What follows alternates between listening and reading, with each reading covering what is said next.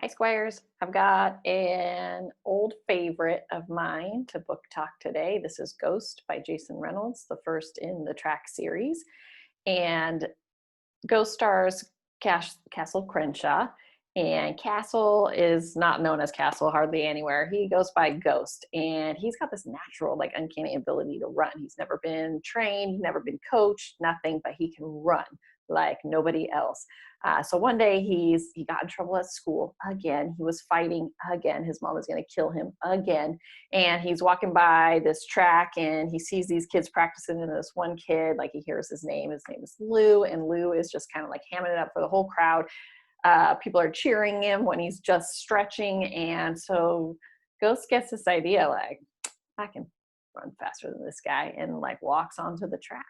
And I want to read you just a little bit so you get a taste of his personality, because he comes on like he's a little bit tough, a little bit hard, but I think you'll love him. And I just want you to hear his voice. All right, so here's a little bit of him as he walks onto the track with Lou there. So he goes, I stepped over all the sunflower shells that had piled up between my feet like a mountain of dead flies, and walked, not on the track, but just beside it on the grass. I lined up with Lou, who had now dropped into his on your mark stance.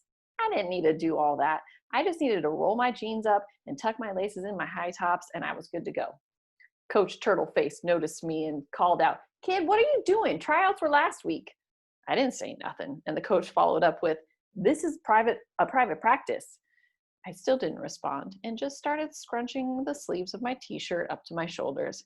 Did you hear me? The coach now asked, a little louder this time. He started walking toward me. The other kids were looking at me like most kids did, like I was something else, like I wasn't one of them. But whatever. Do you not understand what private means? The coach jeered. I thought of a funny comeback, but I kept it to myself. Yeah, man, this track is for runners, not people who want to pretend like they run. Lou jabbed, now standing straight. He looked me up and down, then flashed an arrogant grin. Just blow the whistle, I finally called back to the coach. He stopped in his tracks and glared.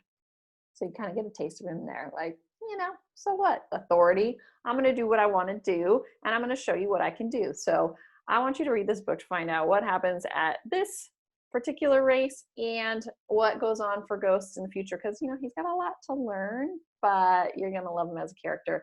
And if you do end up liking Ghost, check out the next in the series, Bettina, Sunny, and Lou.